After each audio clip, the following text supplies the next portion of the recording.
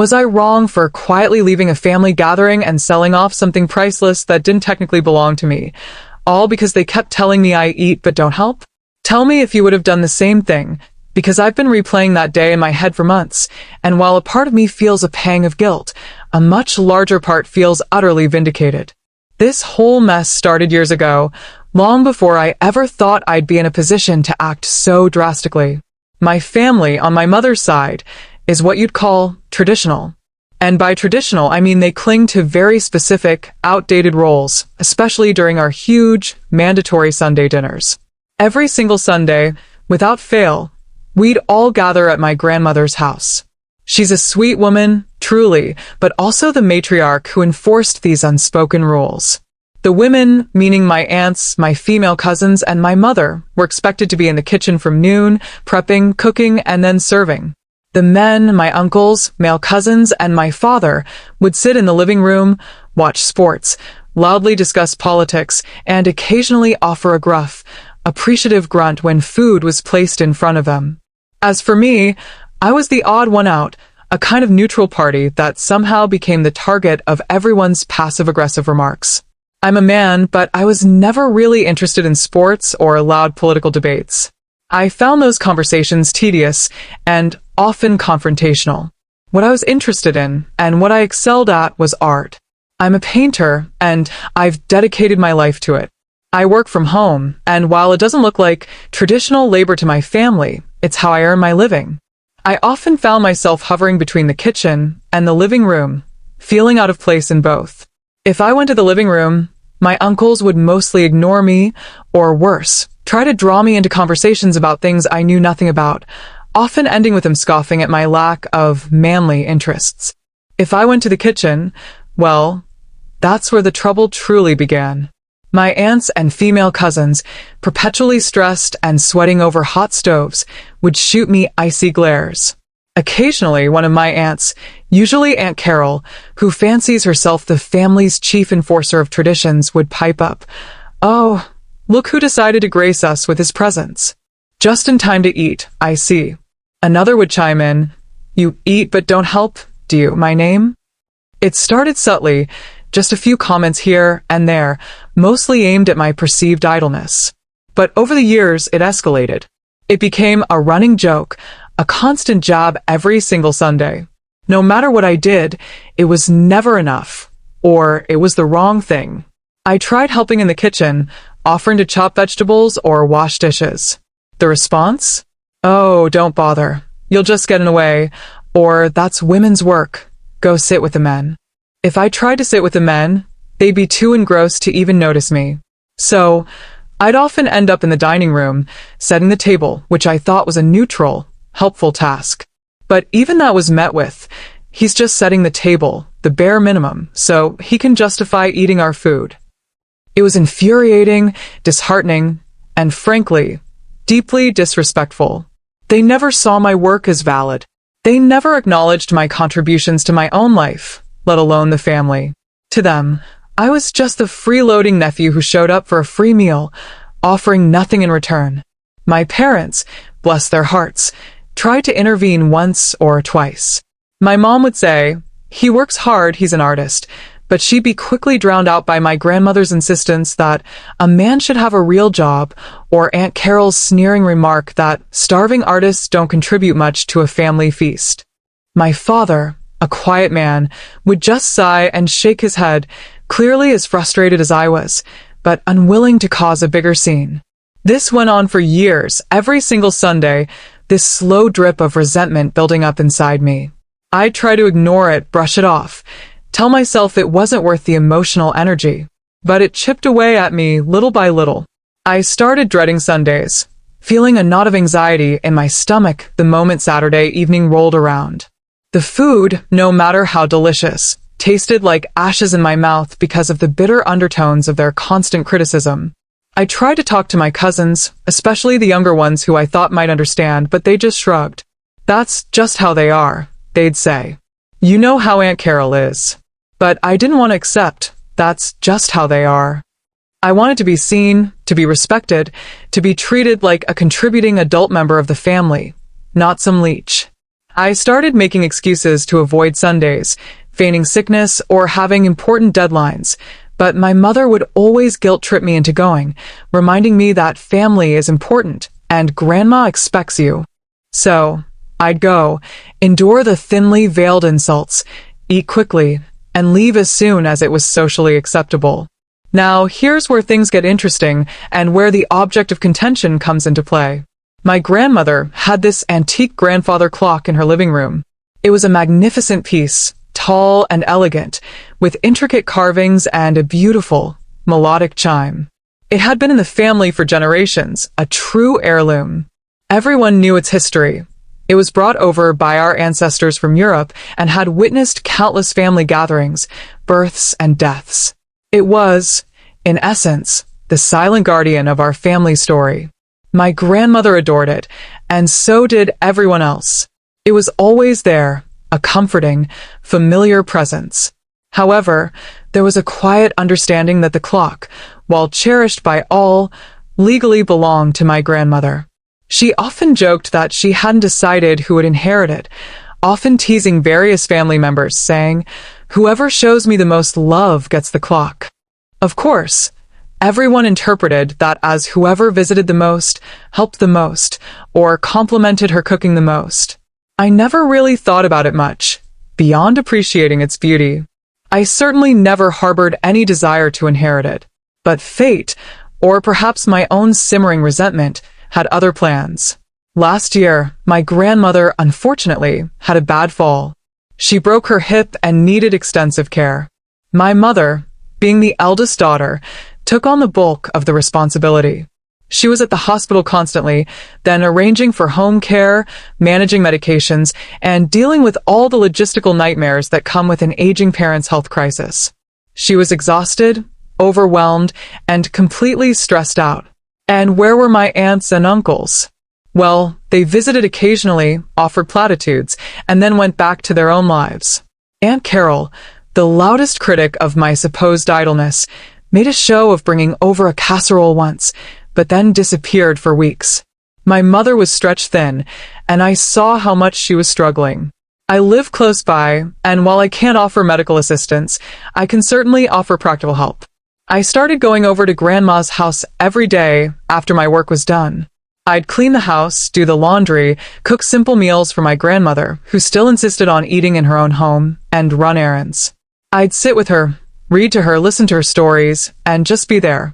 It wasn't glamorous work, but it was necessary. I didn't do it for praise or for the clock, or for anything other than wanting to help my mom and my grandmother. But here's the kicker. None of my aunts or uncles ever saw this. They'd visit sporadically, usually when I wasn't there, or for brief periods. My mother was too tired to even mention my consistent help. So, when the Sunday dinners resumed at Grandma's house after she was well enough to host again, albeit with limited mobility, the comments started right back up. "Oh, look who's here, just in time for food," Aunt Carol chirped, eyes narrowing at me. "Still eating but not helping, I see?" My blood ran cold. I had spent months quietly taking care of my grandmother, making sure her house was clean, her meals were prepared, and she had company, while these people, who had done next to nothing, were still slinging insults. My mother, for once, tried to speak up. "Actually, Carol, my name has been a huge help with Grandma." But Aunt Carol waved her hand dismissively. "Oh, he just does little things, nothing substantial. We all know who the real helpers are." The audacity, the sheer, unadulterated gall of these people. That was the day it snapped. All those years of passive-aggressive remarks, the feeling of being unseen, unheard, and unappreciated, combined with their complete blindness to my genuine efforts during a family crisis, boiled over. I looked at the grandfather clock in the corner, chiming its elegant tune, a symbol of everything they valued and I supposedly didn't contribute to. And a very dangerous, very vindictive idea sparked in my mind.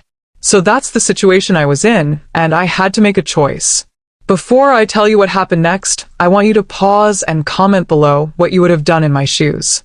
Would you have let it go, swallowed your pride, and continued to endure their insults?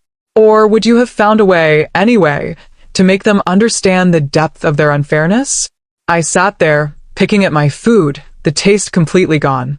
I listened to their inane chatter, their self-congratulatory remarks about their own, minimal, contributions to my grandmother's recovery, and their continued digs at me. I looked at my tired mother, who was now just silently eating, too worn out to defend me further. And I looked at that clock. My grandmother, in one of her moments of clarity during her recovery, had actually made a new will. She had told me, quite specifically, one afternoon while I was reading to her, "You know my name. You've been such a comfort to me. You're the only one who consistently shows up without being asked. I've told your mother that if anything happens to me, I want you to have the clock. She'll make sure it happens." She knew my mother was the executor. It was a quiet, private conversation, and I hadn't thought much of it at the time beyond a warm feeling of being seen and appreciated by her. It wasn't about the value of the clock, it was about the sentiment. But in that moment, sitting at the dinner table, fuming, it suddenly became very much about the value. Not just the monetary value, but the symbolic value. The family revered that clock, a physical representation of their heritage and their idea of what was important. And they had dismissed me, a living, breathing part of that heritage, as irrelevant. After dinner, while everyone was still lingering over coffee and dessert, I quietly slipped away. No one noticed. They were all too busy talking about themselves and, no doubt, wondering why I hadn't helped clear the table. I went straight to the living room. I looked at the clock again, its pendulum swinging steadily, mocking me with its timeless elegance. I pulled out my phone and took several detailed photos, capturing its intricate details, its unique markings, everything that would establish its authenticity and value. Then, I sent a quick message to a friend of mine, an antique dealer, explaining that I had a potential lead on a very valuable piece and asking if he knew anyone who specialized in antique European clocks. He did. Within an hour, I had the contact information for a highly reputable dealer who specialized in European heirlooms. I didn't contact him immediately. I waited. I wanted to give them one last chance. The following Sunday, I showed up again, bracing myself. And just as I expected, the comments started. This time, it was my uncle, loudly declaring, "He's just here to eat, you know. Never lifts a finger." Aunt Carol chimed in with, "Some people just know how to take advantage of family generosity." My mother looked at me with an apologetic glance, but said nothing. My grandmother, bless her heart, was dozing in her armchair, oblivious. That was it. My resolve solidified. I finished my meal, stood up, and without a word to anyone, walked out of the house. I didn't say goodbye. I didn't make an excuse. I just left. No one stopped me. No one even seemed to notice I was gone until much later, I imagine. The next day, I called the antique clock specialist. I told him I had a family heirloom that I was considering selling. He was intrigued. We set up an appointment for him to come and appraise it. I knew it was a risk, a huge risk. My grandmother was still alive, and while the will stipulated the clock was mine, it wasn't officially mine until she passed.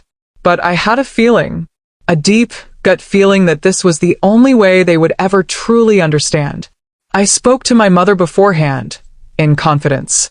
I told her what Grandma had said about the will, and what I intended to do. My mother, to my surprise, didn't try to stop me. She just looked at me, a flicker of understanding and sadness in her eyes, and said, "They really hurt you, didn't they, son?" I just nodded. The antique dealer arrived. He was incredibly impressed. He confirmed its authenticity, its age, and its incredible craftsmanship. He gave me a valuation that made my jaw drop. It was worth a substantial amount, enough to significantly change my financial situation. He asked if I was sure I wanted to sell. I took a deep breath. "Yes," I said. "I'm sure." The sale was quick and discreet. The money was transferred into my account. I felt a strange mix of exhilaration and trepidation. A few weeks later, my grandmother passed away peacefully in her sleep. It was sad, of course, but also a relief for her, as her health had been steadily declining. The will was read, and that's when the fireworks started. When my mother, as executor, announced that per Grandma's wishes, the grandfather clock was bequeathed to me. Everyone gasped. Aunt Carol's face turned purple. My uncles grumbled. What? That old thing? Why would he get it? He never did anything for Grandma. My mother, looking them all dead in the eye, simply stated, Grandma knew who took care of her when no one else did. Then the real shocker came. My mother, in a calm, clear voice, added, and actually, my name already sold the clock. It was his to do with as he pleased, and he needed the money. The silence in the room was deafening. You could have heard a pin drop. Then the explosion. He sold it. How could he? That's a family heirloom. He had no right. He just ran off with it and sold it for his own selfish gain. Aunt Carol was practically spitting mad. My uncle was shouting about how I disgraced the family. My mother, however, stood her ground. He had every right, she said, her voice unwavering. Grandma wanted him to have it. And after years of being disrespected and treated like he contributed nothing, while he was the only one consistently helping Grandma, he decided to do something about it. He used the proceeds to secure his own future, something he's worked hard for as an artist, despite all of you constantly telling him he eats, but doesn't help. The look on their faces was priceless. The realization slowly dawned on them. All those years of belittling comments, all those accusations of me being a freeloader had backfired spectacularly. I hadn't just eaten but not helped. I had quietly provided essential care for my grandmother, and in return, she had given me something invaluable. And then I, feeling utterly justified, had leveraged that something invaluable to assert my worth in a way they could not ignore. The aftermath has been interesting. Some family members still refuse to speak to me, calling me selfish and opportunistic. Aunt Carol sends me nasty emails every now and then. My uncles still grumble. But a few of my cousins and even one of my aunts have actually come around. They've quietly apologized, admitting they never saw how much I was doing and how unfairly I was treated. My mother is proud of me. And me? I'm financially secure for the first time in my life, able to focus on my art without the constant anxiety of making ends meet. I still feel a slight twinge of something, maybe regret for the permanent rift it caused with some, but it's overshadowed by a powerful sense of freedom and validation. I prove to myself and to them that I am not just someone who eats but doesn't help. I help in my own way, and when pushed too far, I can also take care of myself. This whole experience taught me a profound lesson about standing up for yourself, even when it means challenging deeply ingrained family dynamics. Sometimes, the quietest actions can have the loudest consequences. I've learned that my worth isn't determined by their narrow definitions of help or contribution. It's determined by my own integrity and the genuine love I show to those who truly matter. Like this video if you were on my side in this whole situation. Subscribe for more stories where I share the real, unvarnished truths of life. And please, share your final thoughts on this whole mess in the comment section below. I'll see you all in the next story.